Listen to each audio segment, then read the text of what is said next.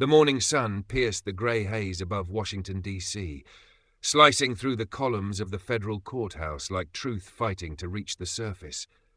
Inside, the air felt heavier than usual. Cameras weren't allowed, but that didn't stop the gallery from being filled with reporters, legal scholars, and curious citizens. Something unusual was about to unfold.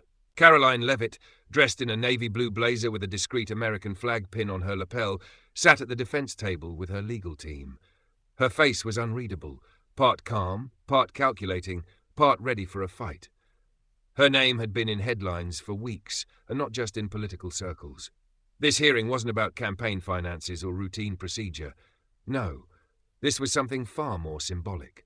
She had refused to comply with a gag order issued after she made a fiery public statement outside the Capitol, a quote that, while rooted in history, had apparently incited distrust in the legal process, according to the judge's motion. Judge Halbrin, silver-haired, sharp-tongued, and not known for tolerating theatrics, adjusted his glasses and cleared his throat. "Ms. Leavitt," he began, voice firm, "this court convenes not to debate ideology, but to review your refusal to abide by federal restrictions placed for the preservation of judicial integrity. You were warned. Yet you continued to speak, and worse, quote inflammatory sources." Karoline stood slowly. "Your Honor, may I speak on my own behalf?" Halbrin narrowed his eyes. "Briefly, and no political slogans." She nodded. Her heels clicked softly as she stepped forward, then stopped just in front of the microphone. She looked not at the judge, but at the gallery, straight into the eyes of the citizens watching. "The statement I gave was not mine originally," she said, voice low but steady. "It belongs to the foundation of this country, and it was never meant to incite distrust, but to remind us what trust was built on." Judge Halbrin exhaled audibly. "This is not a history class, Miss Leavitt." Karoline leaned closer to the mic. "Then maybe that's the problem." The gallery rustled. Pens paused. Backs straightened. Judge Halbrin pounded his gavel once. "Enough of this performance." Karoline turned toward him. "With respect, Your Honor, quoting the Founding Fathers is not a performance. It's a reminder." And just like that, she reached into her pocket and unfolded a small, aged parchment. As Karoline slowly unfolded the parchment, the tension in the courtroom snapped taut like a wire stretched to its breaking point. No one moved. Even Judge Halbrin leaned forward ever so slightly, his gavel now resting quietly against the bench, as if waiting to see what came next. "This," Karoline said, raising the yellowed slip of paper high enough for the judge to see, "is not a campaign prop. It's a handwritten note from my great-grandfather's collection, dated 1787, copied by hand from the public records of the Constitutional Convention." Whispers rose in the gallery like smoke, faint, restless, disbelieving. One reporter muttered to another, "Is she really doing this?" Karoline looked around the room, locking eyes with as many people as she could. "You want to know what I said that was so dangerous? That was so disruptive that it warranted a federal gag order?" She turned back to the microphone. "Let me read it again, slowly, for the record." She lowered her eyes to the parchment, her voice now clear and deliberate. "When the people fear the government, there is tyranny. When the government fears the people, there is liberty." Thomas Jefferson. The courtroom froze. No one breathed, not even Judge Halbrin. For a few seconds, the silence was so absolute that even the sound of distant traffic outside felt like thunder. Karoline let the silence hang. Then she continued, tone unwavering. "That's the quote I cited. That's what this is all about. And now I'm standing here accused of undermining public trust in the judicial process." Halbrin gripped the edge of the bench, his mouth tight. "That quote, regardless of its source, was used in a context meant to question the legitimacy of this court's authority." Karoline cut in, calm but firm. "No, Your Honor. I used it to question the court's fear of words, of ideas, of history. If quoting Jefferson is a threat to the system, then maybe the system has lost touch with the people it's supposed to serve." Murmurs exploded in the gallery. A woman in the back gasped. A man clapped once before stopping, looking around nervously. Judge Halbrin banged the gavel. "Order! This is a court of law." Karoline stepped back, never raising her voice. "Then let the law explain why a quote from a founding father is now considered subversive." The judge said nothing. Behind her, a few spectators began to rise to their feet, quietly, one by one, as if something sacred had been spoken, and for the first time in his career, Judge Halbrin did not have a prepared answer. The courtroom remained suspended in a strange stillness, like the eye of a storm that no one saw coming. Judge Halbrin sat motionless, blinking slowly as if trying to process what had just happened, not legally, but personally. Karoline returned to her seat, placing the parchment on the table like it was a piece of living history. Her legal counsel whispered something urgently in her ear, but she barely responded. Her eyes were fixed on the judge. This wasn't just a hearing anymore. It had become something larger, something symbolic. Outside the courthouse, a small crowd had already begun gathering. Word had leaked. Someone inside must have texted it. Karoline quoted Jefferson, someone tweeted. She read it in open court. Within minutes, Founding Father quote was trending on social media. Inside, the court clerk leaned toward Judge Halbrin. "Sir, the gallery is filling beyond capacity. We may need to clear space." Halbrin ignored him. His eyes were on Karoline, his fingers tapping the armrest of his chair like a metronome trying to keep time with his unravelling authority. "Miss Leavitt," he said finally, "this is not a constitutional debate forum. It is a court of law. You are not being charged for the words of Thomas Jefferson. You are being held in contempt for defying a legal order." Karoline stood again, slowly this time, but with unmistakable purpose. "And I'm asking this court, before it rules, to explain how quoting the foundations of our republic became an act of contempt." The judge narrowed his eyes. "You are twisting this." "No," she interrupted. "What's been twisted is the meaning of liberty, of public trust. If courts are afraid of people quoting Jefferson in public, then what else are they afraid of?" A reporter near the front scratched furiously in his notebook. Another was live blogging from a concealed phone. The moment was becoming electric, not because of noise, but because of what it exposed. Judge Halbrin exhaled, slow and sharp. "This hearing will recess for 10 minutes. Gavel. Slam." But the moment didn't recess. It bled outward into phones, into feeds, into group chats and front pages. Karoline turned to leave the courtroom for the hallway, and as she walked past the seated rows, a quiet voice from the gallery called out, "She just said what we've all been thinking." Karoline paused, just for a moment, and nodded gently, not to claim the moment, but to honour it. Outside, the murmuring crowd was growing. Banners had begun to wave. Cameras were arriving. And back inside, Judge Halbrin sat alone at the bench, staring down at the quotes scribbled into the transcript. It wasn't contempt he felt now. It was something far more dangerous. Doubt. Karoline stood beneath the great stone arch of the courthouse's front entrance, a swirl of flashing cameras and microphone booms surrounding her like bees to a signal fire. The sky above had gone from steel grey to a soft, defiant blue, as if even the heavens had leaned in to listen. She hadn't planned to give a statement. But when a reporter shouted, "Do you regret quoting Jefferson in court?" her feet stopped. Her eyes lifted, and her silence answered first.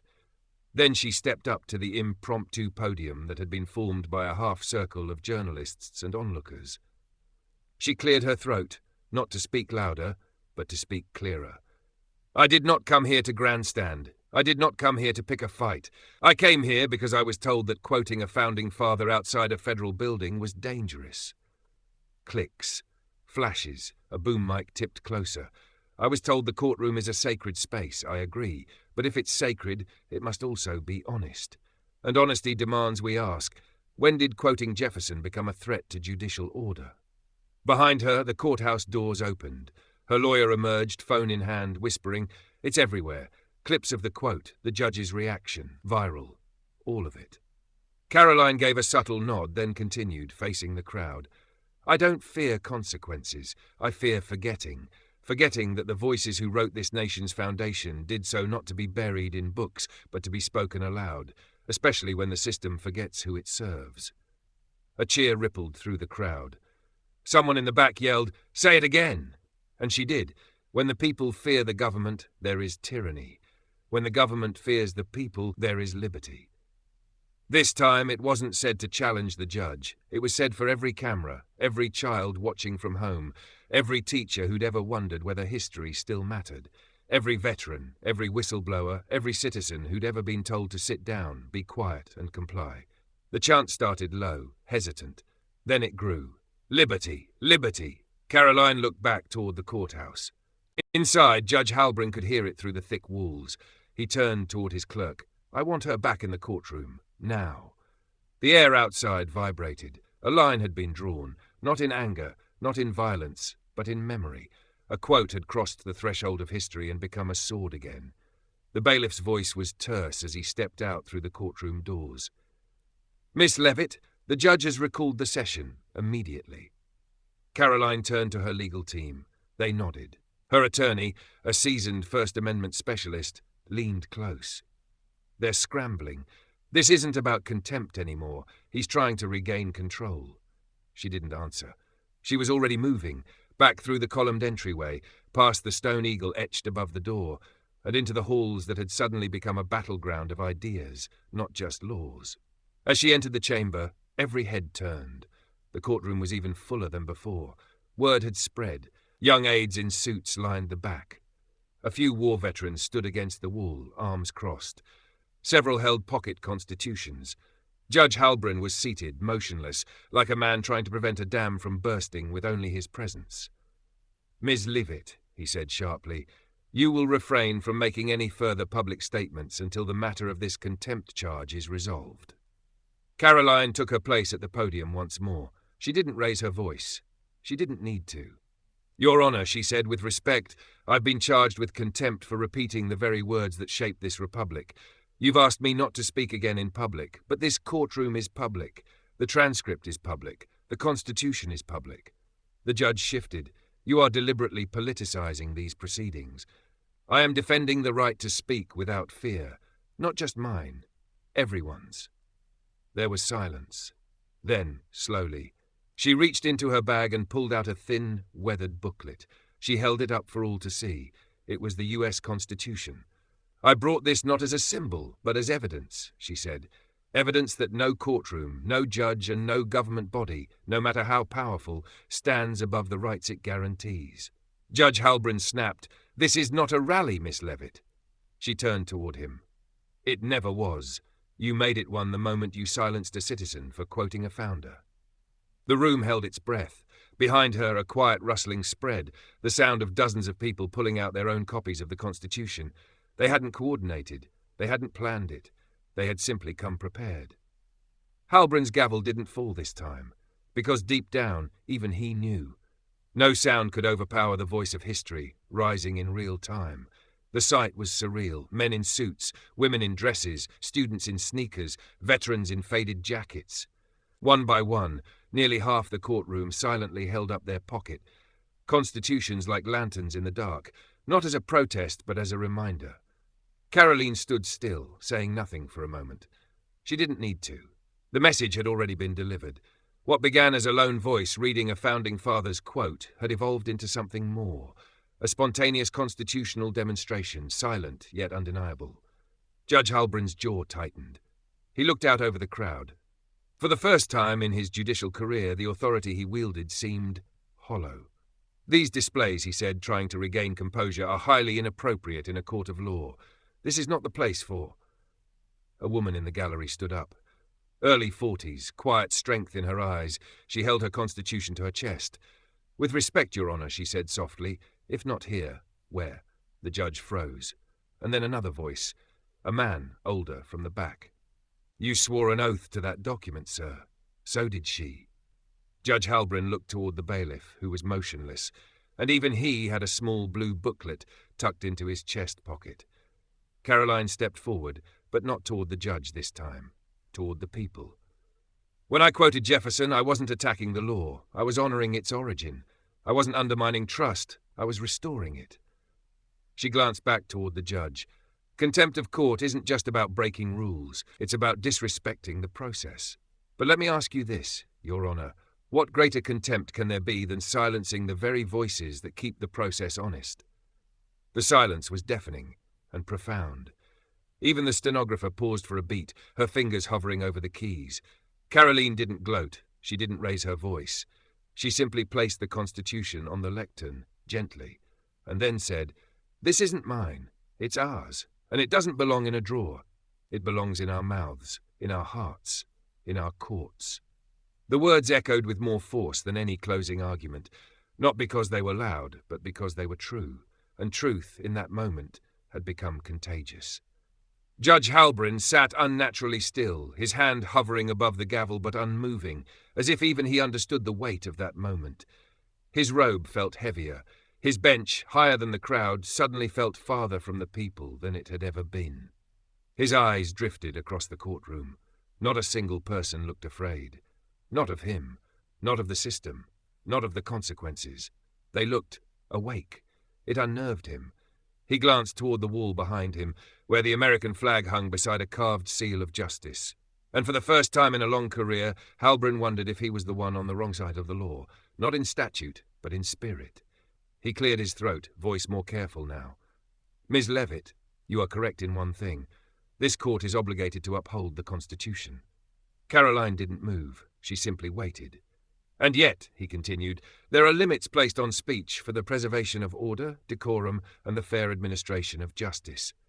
She responded gently, "Order that silences truth is not justice, it's convenience. And decorum that fears history isn't noble, it's fragile." A few people in the gallery audibly exhaled, not in defiance, in relief, like someone had just said what they'd been afraid to feel. The judge leaned back. "This hearing is unusual. Emotions are high, but I will not let this devolve into populism masquerading as legal argument." That's when Karoline's lawyer stepped forward. "Your Honor," he said smoothly, "perhaps we can submit a compromise. My client will refrain from public statements, not out of guilt but in respect to this court, provided the court acknowledges that quoting a founding father is not in itself contempt." Halbrin stared at him, then at Karoline, then at the gallery. The people were still watching, but not just the ones in the room. Phones were streaming, clips were circulating. Already constitutional law professors were analyzing the quote on national television. This courtroom was no longer just a courtroom. It was a mirror, and America was staring into it. The judge slowly removed his glasses, rubbed his eyes, then spoke. "This court finds that quoting Thomas Jefferson, even in defiance of a gag order, does not, in and of itself, constitute contempt." Gasps, then silence, then applause, real applause. In a courtroom, the bailiff didn't stop it. The judge didn't stop it, because they both knew something rare had just happened. The law had remembered its roots. The applause faded gradually, like the last chime of a bell that had been rung too long, too loud, and too deeply to forget. But its echo, that would stay. Judge Halbrin didn't speak again. He didn't need to. His ruling was now etched into the record, and more importantly, into the minds of everyone watching, both in the gallery and across the country. Karoline returned to her seat, but this time she was no longer a defendant. Not in the eyes of the people. She was something else now. A spark, a reminder, a symbol of what happens when someone dares to read the truth. Not scream it, not distort it, but read it plainly, and let the room decide what it meant. Reporters were already huddled outside, voices overlapping as headlines began writing themselves. Leavitt wins showdown over Jefferson quote. Judge reverses after constitutional standoff. Courtroom applauds as First Amendment triumphs. Inside, Karoline's attorney leaned toward her and whispered, "You just rewrote the rules without changing a single law." Karoline didn't smile. She wasn't thinking about victory. She was thinking about responsibility, because viral moments fade. But examples, true ones, carry weight. The courtroom emptied slowly. Veterans came up to shake her hand. A teacher asked if she could use the transcript in her civics class. A young man, maybe 20, simply nodded at her with red eyes and walked away without a word. Outside, the crowd had swelled. Not angry, not protesting, just present, holding signs that said things like, "Speech isn't a crime," and "Jefferson still speaks." Karoline stepped into the sunlight. A reporter asked the question that now hovered in the air like dust caught in a sunbeam. "Do you think this will change anything?" She paused, then answered, "It already did." Another reporter called out, "Would you do it again, knowing the risks?" Karoline looked directly into the lens. "I didn't quote Jefferson to win. I quoted him so people would remember they're allowed to speak, especially when it's inconvenient, especially when someone in power says you shouldn't." Then she walked down the steps, not to a car, not to a rally, but into the crowd itself. Because sometimes the courtroom isn't where justice ends. Sometimes it's where citizenship begins. By the next morning, the video had reached every corner of the country. Clips of Karoline reading Jefferson's quote played on news stations, YouTube, TikTok, even during a late-night monologue, where the host, usually mocking all things political, simply said, "Whatever your views, quoting Jefferson in court shouldn't be controversial." And yet, here we are. School classrooms across America discussed the quote. College debate teams were already planning their next prompt around it. Talk radio exploded. Some commentators praised Karoline for her boldness. Others criticized the courtroom's response. But no one was silent. The clip even reached an unlikely place, a veterans' hospital in Ohio. An older man in a wheelchair, Vietnam vet, turned to his nurse and said, "That girl, she remembers what we fought for." Back in D.C., Karoline sat in a quiet coffee shop with her attorney, away from the noise. Her phone buzzed non-stop, endorsements, interview requests, invitations to speak at universities, messages from complete strangers, mothers, veterans, students, even a retired federal judge, all saying the same thing. "Thank you for reminding us." Her lawyer stirred his coffee, looking exhausted and amused. "You just gave the Constitution its first viral moment in decades." Karoline didn't laugh. "I didn't go in there to go viral. I went in there because I was told to shut up, and I couldn't, not when the quote came from the same people who built the place I was being silenced in." She pulled the parchment from her purse, the one she had read in court. She unfolded it slowly, like a sacred relic. Her lawyer asked, "What are you going to do with it now?" Karoline stared at the page, the words written long before microphones, Twitter, or televised courtrooms. "I'm going to frame it, not behind glass, behind plexiglass, so that no matter how many people try to break it, they'll still see what's underneath." A few seats away, someone recognized her. "Are you?" they started to say. Karoline smiled. "Just a citizen," she replied. The woman nodded. "A loud one." Karoline stood. Not loud, just unafraid. Because the point had never been about defiance. It had always been about memory, and making sure the most powerful words in American history weren't only taught, but spoken. Loud enough to be heard, calm enough to be understood. Weeks later, the courtroom was quiet again. The crowd was gone. No reporters, no chants outside, just the slow hum of routine, hearings, motions, and the soft creak of the judge's chair. But something was different now. On the wall across from the bench, where plaques of federal rulings and framed seals usually dominated, there now hung something new. It wasn't flashy. It wasn't even in a frame. It was a plain sheet of paper, typed in 16-point font. "When the people fear the government, there is tyranny. When the government fears the people, there is liberty." Thomas Jefferson. Judge Halbrand didn't announce it. He didn't cite it, he just placed it there, and no one took it down. Across the country, Karoline's moment had become a new kind of case study. Law schools debated it. Civics teachers played it on projectors. A mural of her standing in court, Constitution in one hand, the Jefferson quote in the other, was painted on a brick wall in New Hampshire, her home state. Below it, Citizen First. And yet Karoline didn't launch a campaign. She didn't start a podcast. She didn't write a book. She went back to her work, visiting schools, holding town halls, speaking quietly in places where people still cared about what words were worth.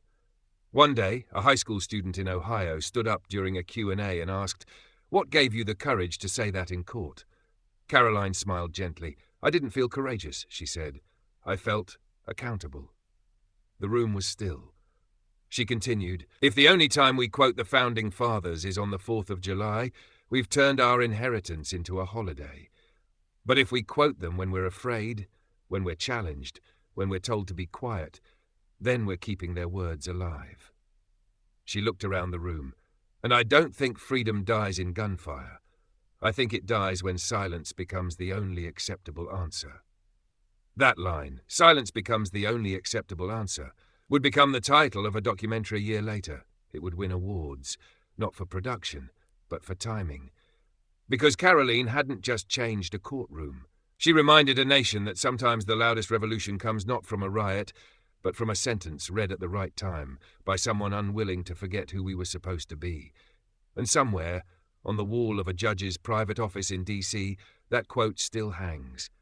Still unframed, still dangerous, still free.